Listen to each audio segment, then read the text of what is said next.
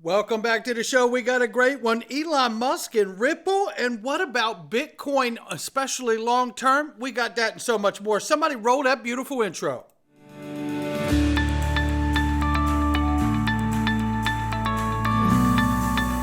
Digital Perspectives with Brad Kimes. Come on in.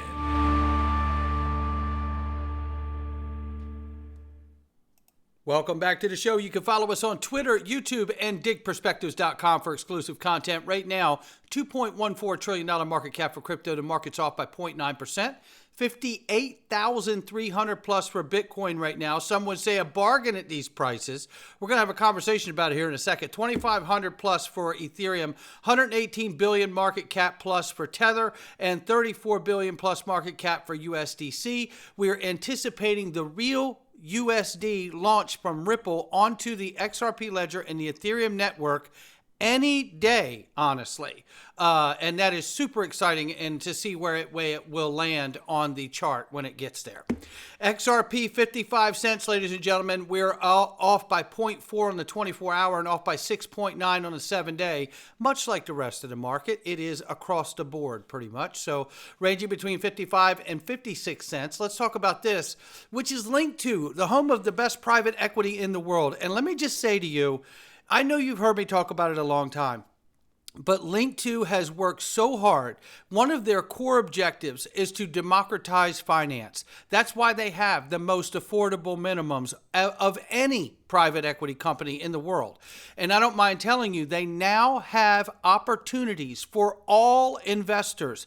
Hello, U.S. investors. Hello, everyone who said, I wish I could. Well, now you can, because they have opportunities for all U.S. investors and around the world. So make sure you click the link below, sign up and get started. This stuff goes so quickly. You don't want to miss the opportunity of a lifetime. And look at this right here. Elon Musk sharing here. Starlink is the only high bandwidth internet system that covers all of Earth.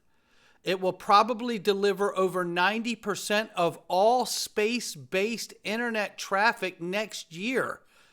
Think of that for a moment. It says here, according to Mario Nawfal, as of August, there are 6,350 Starlink satellites in orbit, of which 6,290 are working, according to astronomer Jonathan McDowell. You know, I have to throw props to Digital Asset Investor, who talked about Starlink being a part of this whole new digital age. And I absolutely think he had it spot on then, and I absolutely believe he's got it spot on now. And, you know, you don't have a new digital economy, a new digital transformation to a new digital age without having a new satellite system to be able to deal with the bandwidth and the internet on a new level of moving money the way we move emails. And look at the coverage here. This is remarkable. And look at the moment of time that we're in, as he's putting all of these satellites out to cover all of Earth, to make sure everybody has the ability to communicate, you know, like a public good. What are we watching currently right now? We're watching governments around the world use weaponization of social media platforms to censor free speech of people, to push their own objectives and narratives. And we know it's been going on with mainstream media for decades, but now it's happening with social media platforms. We've got the admission of Mark Zuckerberg. We're not guessing here. This is what's happening. And to me, in order to get a free world correct in a digital age, you've got to have something like this launched where it can't be interrupted or shut off by one or so major players. That's where we're at here. And how about this? Black swan capitalists want to touch on it. Elon Musk comes from the PayPal mafia, and so does Peter Thiel. Black swan capitalists who were just recently on the show here last Friday for the Week in Review. Shout out to Verson and Vandell. Check out that. Elon Musk's connection to Ripple is no secret. It's always been part of the larger narrative. Remember, Elon Musk and Peter Thiel backed OneCoin, rebranded at the time to OpenCoin, and then rebranded again to Ripple under Chris Larson's guidance. They're just setting the stage for XRP in the new financial system. You know, something I used to say all the time here on the channel was we are witnessing the greatest financial paradigm shift in the history of mankind, and it can't be overstated. It's exactly what I believe we are witnessing. And I believe it more today than when I first discovered it. There's no question. And I tell you, it's amazing the pace and rate that we're seeing these things happen. Now, looking outside of crypto, because inside crypto, we know we have some dates we have to watch. And we touched that over the weekend. And just very quickly, we know we're waiting for the launch of the real USD.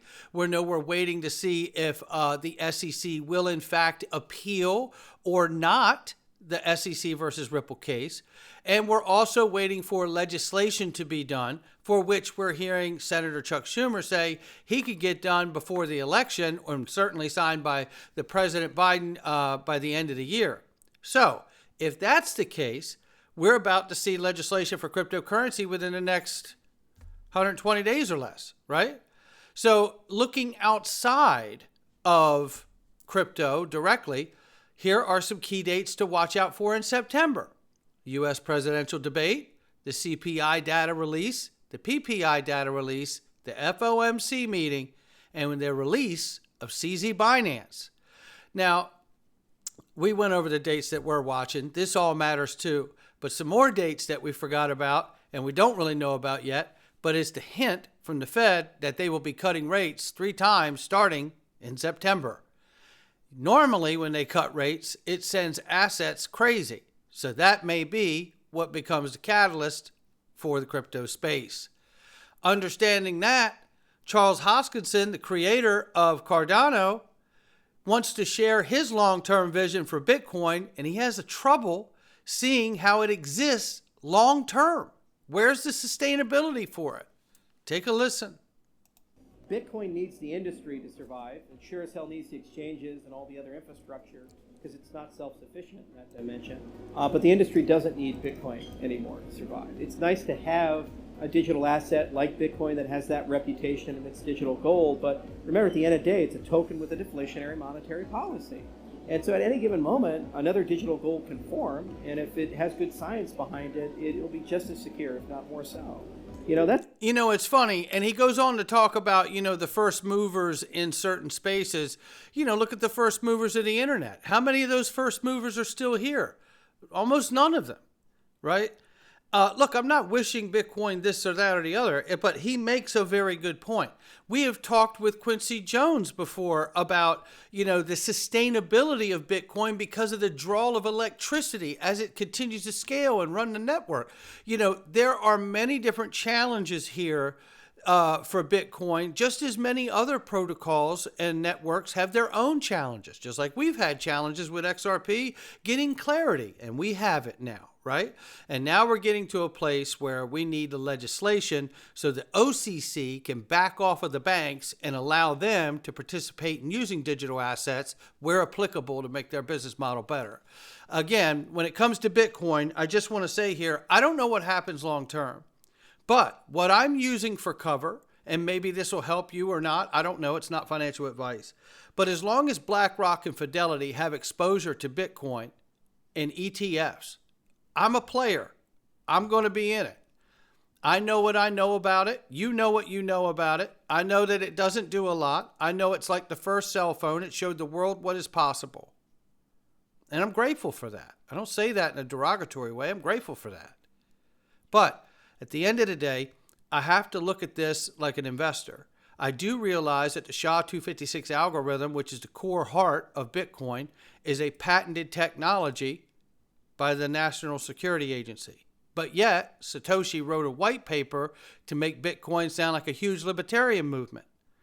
Sounds like a government psyop to me. But you know what? As long as BlackRock and Fidelity have exposure to it, then I will too. Again, not financial advice, just sharing my digital perspectives on the matter. Boy, this is fun. And if you've been in this space for a minute, you're going to love this. I'll mute this because it's not as relevant to hear anything being said here. But back in 2018, look at this. Back in 2018, October 30th, boy, I remember this too. It's faster to get on a plane and fly money across borders than it is to send it as a digital payment. Ripple is changing that. All the way back. We've heard Brad Garlinghouse say it a bunch, and then this woman goes and gets on a plane and does her thing and takes the money and flies it where it needs to go. What's interesting about that isn't that it's a surprise and breaking news. We've all known that that has been a major talking point, and it is a valid talking point, and it's Ripple's talking point, but now it's JP Morgan's talking point. You know, one of the massive gatekeepers to cross-border payments is now using Ripple's talking point.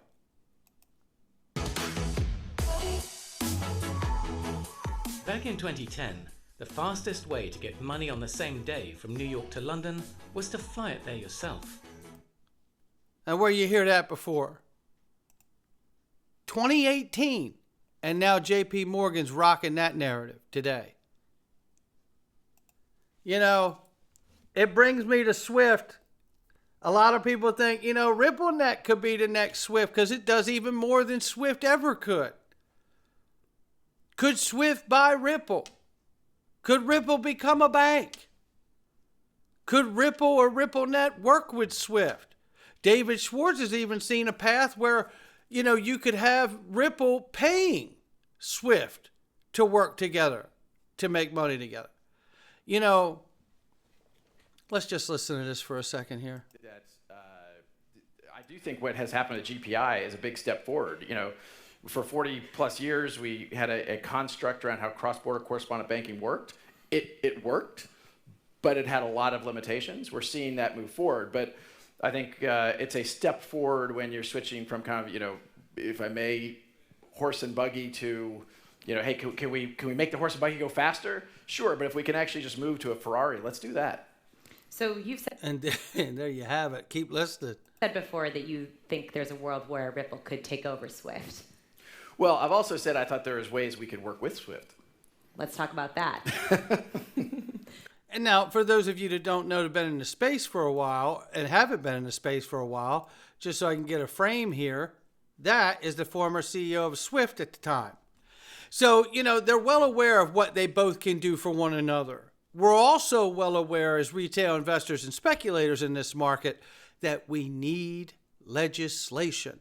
And it's quite possible that we get it sooner rather than later.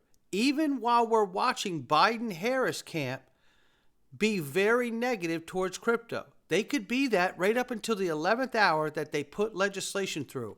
That could happen. Keep your head on a swivel. Meanwhile, we know Ripple suggests XRP is like gold. This goes back a minute too, but you know what? It really is like a liquid gold, right? A bridge asset for the world. Again, we need clarity. The World Bank reference it. The IMF, the BIS bring Ripple onto their task force for cross-border payments.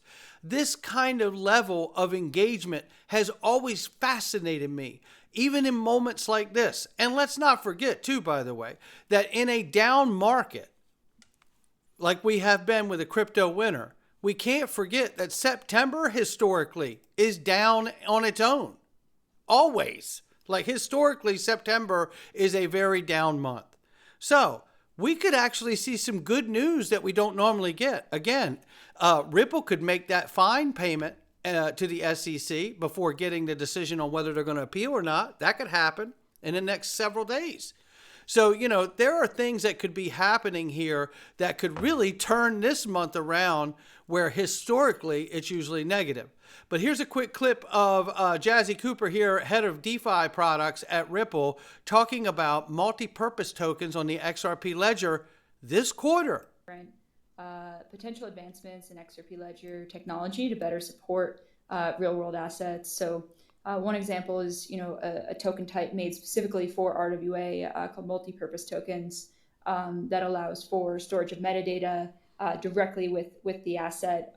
There's a few other advantages in terms of scalability, flexibility as well, but we're really trying to increase the suitability for the XRP Ledger for this use case to really lower the barrier to entry for these institutions. There you go. to lower the barrier of entry for these institutions. We're trying to do everything we can to make it seamless for them to switch over. Now, if you caught my first video from this morning, you could remember Graham Rodford from Archax, who talked about 30 to 50 trillion being on the XRP Ledger, all being run through Archax. And, you know, thinking of that and those numbers and what they're talking about preparing for here with Jazzy Cooper, the head of DeFi products, I don't know about you. I'm super excited because this is what's coming. Look, I mean, tokenizing the traditional markets and all the products that exist is why I'm here. It has always been why I'm here. I have never chased green candles, and I'm not throwing shade if you do, but that's not why I'm here. And I couldn't be more excited, even in the moment where it feels like things are never going to change. If I've learned nothing else in crypto, I've learned that when you get that feeling of being broken and that it's never going to happen, it's about to. Not financial advice from me or anyone else. It's just my digital perspectives. I'll catch all of you on the next one.